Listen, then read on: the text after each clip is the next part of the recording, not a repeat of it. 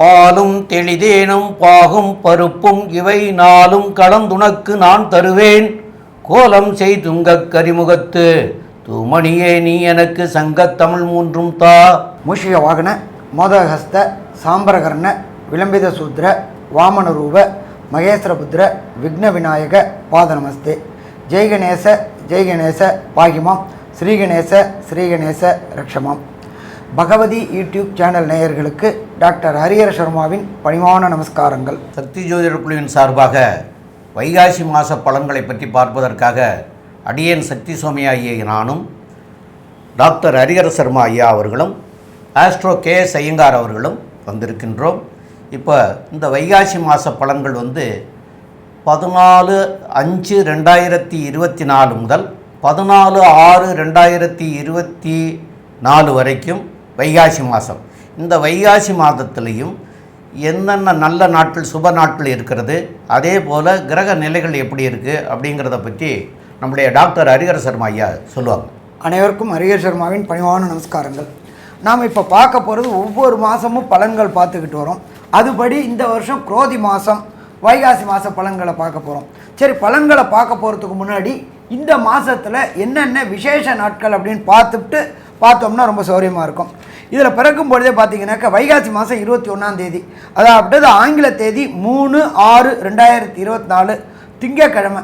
நமக்கு பொறுத்தளவுக்கு என்றைக்குமே ஒரு புது மனைக்கு பூஜை போடணும் அப்படின்னாக்க வாஸ்து நாட்களில் போடுறது சிறப்பாக இருக்கும். வாஸ்து நித்திரை விடுற நாட்கள் அப்படின்றத பொறுத்தளவு பார்த்தா வருஷத்துக்கு 8 நாட்கள் வரும். நம்மளோட அதிர்ஷ்டமோ என்னமோ இப்போ இந்த வைகாசி மாதத்துலேயே இந்த வாஸ்து நித்திரை விடுற நாள் வருது. அப்போ இதுவரையிலும் மனை வாங்கி வச்சுட்டு பூஜை போடுறதுக்கு காத்துக்கிட்டு இருந்தவங்க அத்தனை பேருக்கும் இந்த 3/6/2024 அன்னைக்கு வாஸ்து நேரம் அப்படின்றது காலையில் 9:05 to 10:35 வரலும் இருக்குது. அதுலேயே ஆஸ்பீசியஸ், அதாவது மிக பரம பவித்திரமான நேரம் அப்படின்றது 9:59 to 10:35 வரணும். இந்த காலகட்டங்களில் ராகு காலம், யமகண்டம், குளிகை, கரிநாள் எதுவுமே பார்க்க வேண்டாம். வாஸ்து நித்திரவிட நாள் பூஜை போட்டாச்சு அப்படின்னா அந்த கட்டட வேலை நிற்காமல் கண்டினியூவாக போகும். கேட்ட இடத்துல பணம் கிடைக்கும், அதே போல் மெட்டீரியல் எல்லாமே கிடைக்கும். எந்த சங்கடமும் இல்லாமல் நிகழ்த்தக்கூடிய நாள் இந்த வைகாசி மாதம் 21ஆம் தேதி, ஆங்கில தேதி 3/6/2024. சரி, இதுக்கு அடுத்தது பார்க்கணும் அப்படின்னாக்க வைகாசி மாதம் அப்படின்னாலே விசாகம் அப்படின்றது. வைகாசி விசாகம் வருது வைகாசி மாதம் 10ஆம் தேதி, ஆங்கில தேதிக்கு 23/5/2024 வைகாசி விசாகம். சரி, இதுக்கு அடுத்தது வைகாசி மாதம் 15ஆம் தேதி, அதுக்கு ஆங்கில தேதி அப்படின்றது 28/5/2024 அக்னி நட்சத்திர தோஷ நிவர்த்தி. எப்பொழுதுமே அக்னி நட்சத்திரத்தை பொறுத்தளவுக்கு சூரியன் சித்திரை மாதத்தில் பரம உச்சத்தில் வரும்போது வரக்கூடியது அக்னி நட்சத்திர தோஷம்னு பேர். அக்னி நட்சத்திரன்றது மே 4லேருந்து மே 21 வரையிலும் அக்னி நட்சத்திரம் இருக்குது. அதில் முன்கத்திரி பின்கத்திரி எப்படிம்பாங்க. முன்கத்திரின்றது 7 நாள் முன்னாடி, பின்கத்திரின்றது 7 நாள் பின்னாடி. அப்படி பார்க்கும்போது 21/7/28 அக்னி நட்சத்திர தோஷ நிவர்த்தி ஆகுது.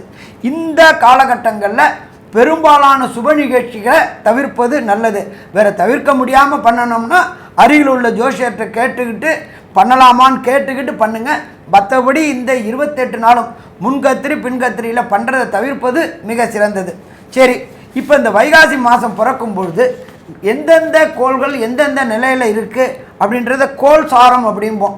அதை பார்ப்போம். ஃபஸ்ட்டு காலபுருஷ தத்துவத்துப்படி முதல் ராசி அப்படின்றது மேஷ ராசி.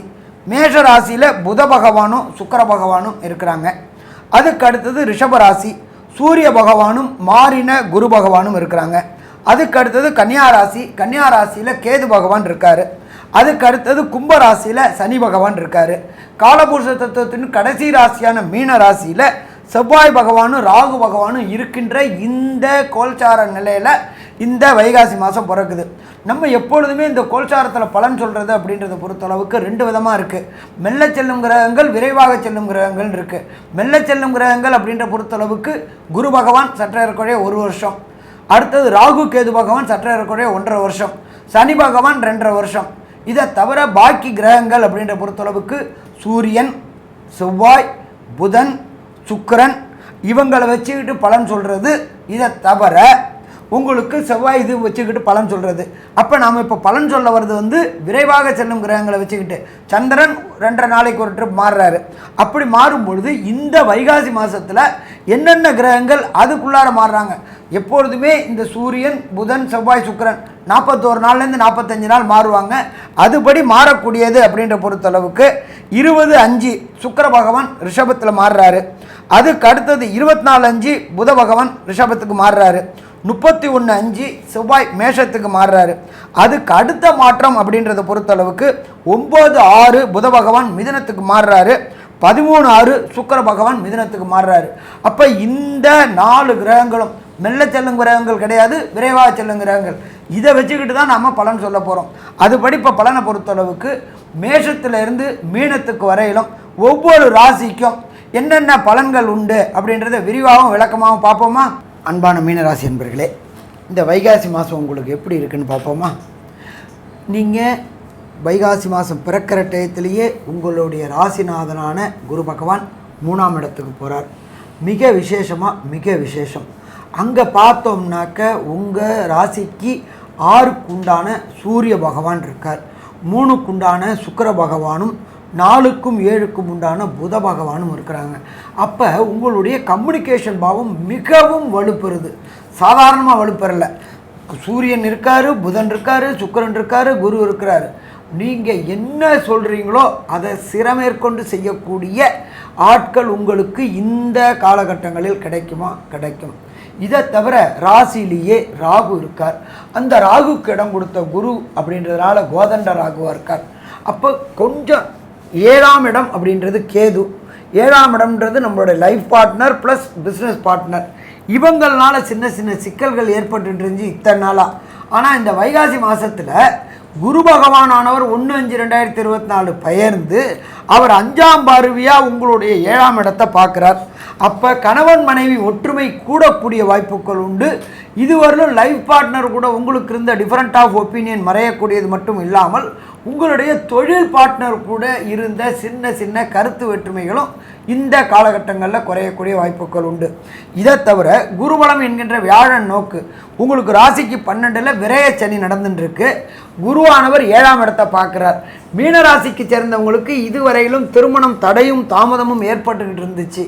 அது எல்லாம் இந்த காலகட்டங்களில் நீங்கி சுப விரயமாக போகுது. ஏன்னா 12ல் சனி, ஆட்சி பெற்ற சனி, சுப விரயமாக போகுது. அதே போல் 5ஆம் இடம் நல்லா இருக்கா? 5ஆம் இடம் நல்லா இருக்குது. இதுவரை திருமணம் தடையும் தாமதமும் ஏற்பட்டுக்கிட்டு இருந்த குழந்தைகளுக்கு கண்டிப்பாக வம்சம் விருத்தி என்கின்ற திருமண தடைகள் விலகக்கூடிய வாய்ப்புகளும் உண்டாகும்.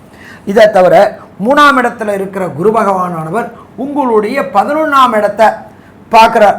11 அப்படின்றது லாபஸ்தானம். அந்த லாபங்கள் கூடக்கூடிய காலகட்டங்கள். இந்த காலகட்டங்களில் என்ன தொழில் தொடங்கினாலும் நல்லபடியாக லாபம் இருக்கும். பெரும்பாலும் பார்த்தோம்னாக்கா மீனத்துக்கு அதிபதி குரு, பிரகஸ்பதி குரு. இவங்களை பொறுத்தளவுக்கு கோடி ரூபாயா மரியாதையா அப்படின்னா மரியாதை எதிர்பார்க்கக்கூடிய நபர்கள், நல்ல மூளை உள்ள நபர்கள்.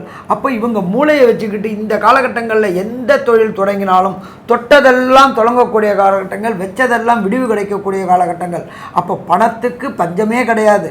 2ஆம் அதிபதி 2லேயே ஆட்சி பெற்ற ஆண் செவ்வாயாக இருக்கார். 3ஆம் இடத்துல சூரிய பகவான் இருக்கார், குரு பகவான் இருக்கார், புத பகவான் இருக்கார். எல்லாமே இந்த காலகட்டங்களில் மீனராசிக்காரங்களுக்கு வைகாசி மாதம் அப்படின்றது ஒரு ஆனந்தமான மாதம்னு சொல்லலாம். சரி, இதை தவிர நாம் எப்போதுமே மாத பலன்கள் சொல்லக்கூடியது அப்படின்றது பொறுத்தளவுக்கு மெல்ல செல்லும் கிரகங்களை வச்சு சொல்ல மாட்டோம். விரைவாக செல்லக்கூடிய கிரகங்கள் சூரிய பகவான், சுக்கிர பகவான், புத பகவான், சூரியன், புதன், சுக்கிரன் மற்றும் செவ்வாய், இவங்களை வச்சு பலன் சொல்கிறோம். அப்போ இவங்களுடைய பார்வைகள் என்னென்ன பலன் தரும், அதே போல் செவ்வாய் நின்ற வீடு, சூரியன் நின்ற வீடு என்னென்ன பலன் தரும் அப்படின்றத விரிவாகவும் விளக்கமாகவும் நம்ம அஸ்ட்ரோ கேஎஸ் ஐயங்கார் அவங்க விளக்குவாங்க.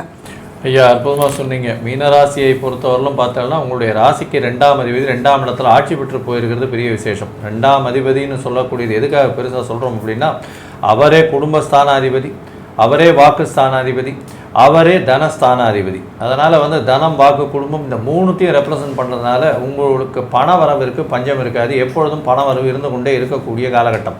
முயற்சிகள் எல்லாம் வெற்றிகரமாக இருக்கக்கூடும். ஏன்னா 3ஆம் அதிபதி அப்படின்னு சொல்லக்கூடியவர் 3ஆம் இடத்துல ஆட்சி பெற்று போயிருக்கார்.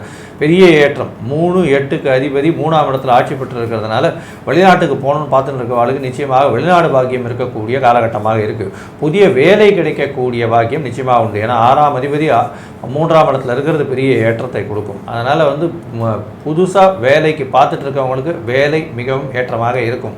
அரசியல் சார்ந்தவர்களுக்கு பெரிய ஏற்றம் கிடைக்கக்கூடிய காலகட்டம். ஏன்னா ராசிக்கு அதிபதியான குரு பகவானும் சூரியன், சுக்கிரன், புதன் இவர்களோடு சம்பந்தத்தில் இருக்கிறது பெரிய விசேஷம். உங்களுக்கு பார்த்தீங்கன்னா இந்த 3ஆம் இடத்துல 1, 4, 7, 10ன்னு சொல்லக்கூடிய எல்லா கேந்திரத்தினுடைய அதிபதிகள்னு சொல்கிற குருவும் புதனும் சேர்ந்து 3ஆம் இடத்துல இருக்கிறது பெரிய விசேஷம்.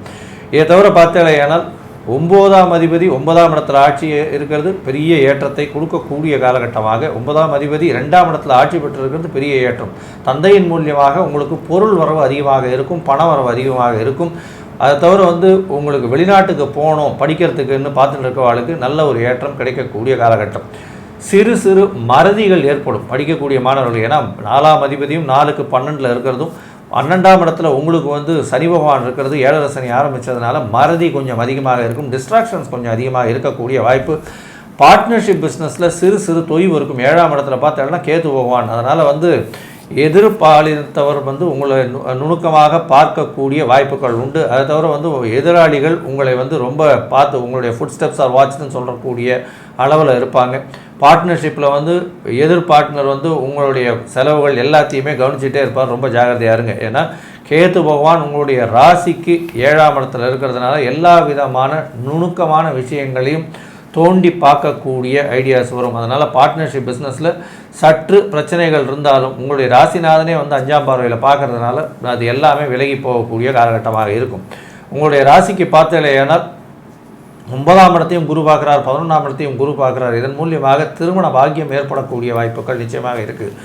உங்களுடைய ராசிக்கு 7ஆம் இடத்தை பார்க்கறதுனால திருமண பாக்கியம் உண்டு.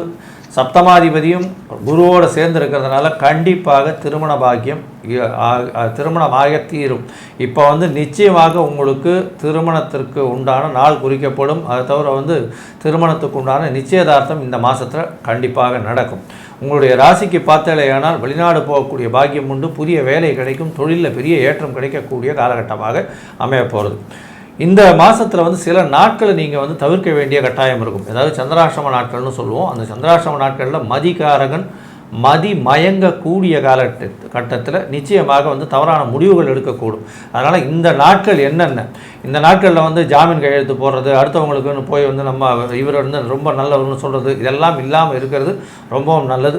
இதை தவிர வந்து இப்போ வந்து உங்களுடைய தசாபுக்தி அந்தரம் சூக்ஷ்மத்தில் வந்து சிறு சிறு பிரச்சனைகள் இருந்தால் இந்த கோச்சாரத்துக்கு அளவுக்கு பலன்கள் கொடுக்காது. அதற்காக என்ன பரிகாரம், எளிய முறையில் எந்த கோவிலுக்கு போகலாம் அப்படின்றத பற்றி ஐயா கிட்ட கேட்கலாம். ரொம்ப அற்புதமாக தெளிவாக இவ்வளோ விவரமாக சொன்னீங்க ஐயா.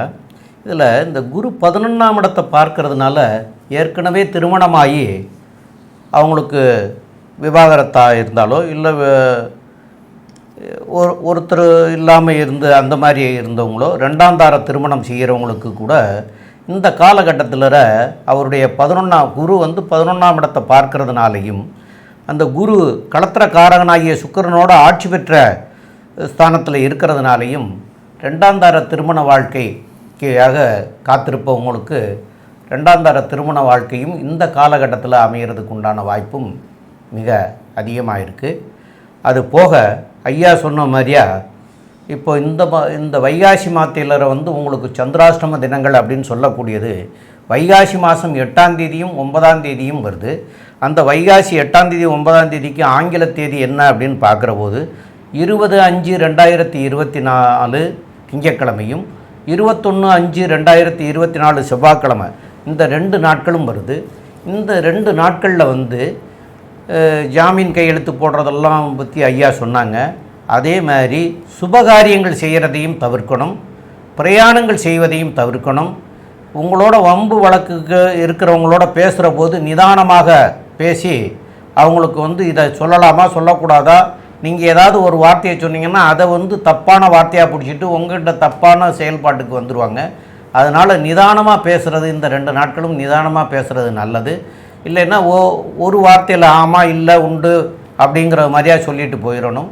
இந்த 2 நாளைக்கு அப்புறம் அந்த விவாதத்தை வச்சுக்கிறது நல்லதாக இருக்கும்.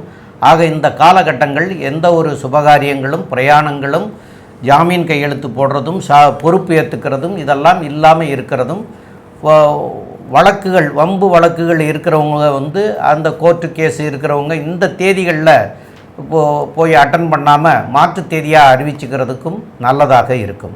மேற்கொண்டு உள்ள விஷயங்களை பற்றி நம்முடைய ஆஸ்ட்ரோ கேஎஸ் ஐயங்கார் அவங்க சொல்லுவாங்க. ஐயா, அற்புதமாக சொன்னீங்க. அதாவது மீன ராசிக்காரர்களை பொறுத்தவரையும் 7.5 சனி இருக்குது, விரயங்கள் அதிகமாக இருக்கும், தேவையற்ற விரயங்கள்.